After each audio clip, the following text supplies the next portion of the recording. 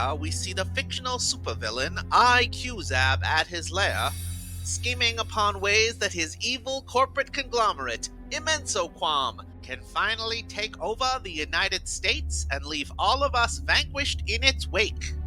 Now just to add the tungsten. Carry the one. Oh my, oh boy. I've finally done it. This is the plan they will never see coming. From now on, the history books will state that one terrible man, forever put the IQ in intellectual. You see, one cannot simply assert oneself as a corporate behemoth and win the day. The consumer will revolt, and the lawmakers will regulate until the business is just like any other part of society. Just a cog in the wheel. In order to gain full power, I need to make people root harder for the rich than they do for themselves. Impossible, you say? Not with a high enough IQ. Most people respond to simple concepts. First, the nation. Good old-fashioned patriotism. It doesn't matter if it's true or not. Convince everyone that corporate control is the only way to solidify our one beloved economic system, and everyone who attacks this system is attacking our nation.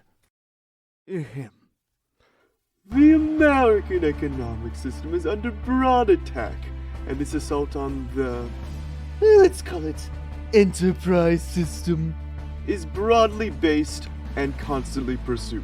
It is gaining momentum and converts. This threat is not merely a matter of economics, it is also a threat to individual freedom.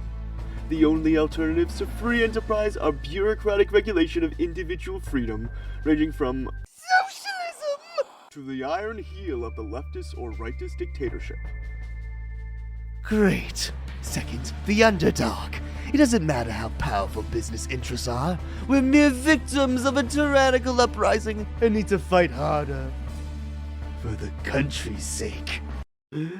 As every business executive knows, few elements of American society today have as little influence in government as the American businessman.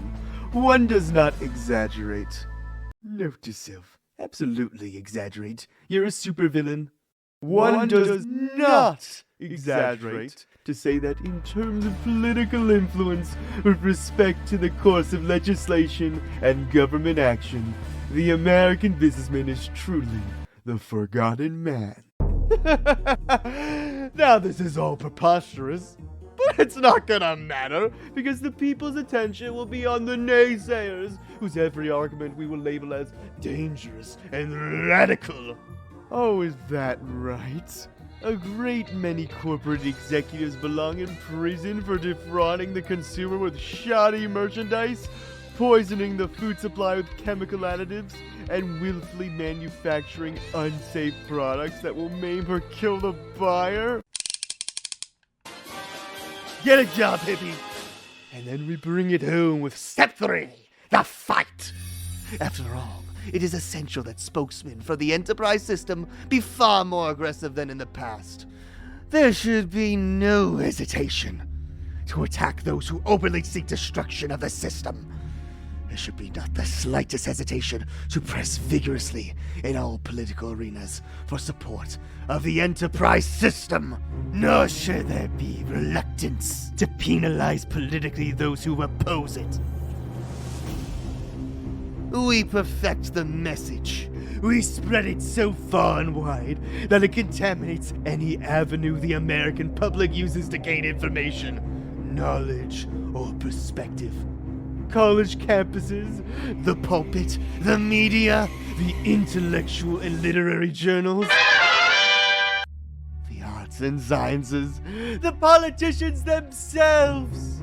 My God, QueueZabb. If this plan works, the greediest and most craven politicians you can imagine will be practically begging the elites to let us take over. to usher in a new era of legalized bribery, corruption, corporate rule. ImmensoQuomb will be unstoppable simply because we made all of its villainy legal. One campaign donation at a time.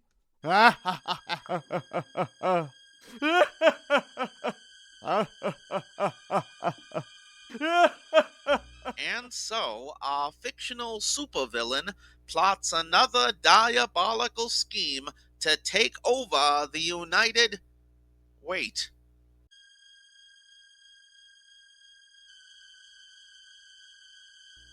This isn't fiction. This is exactly what actually happened. What hero will come to save the day?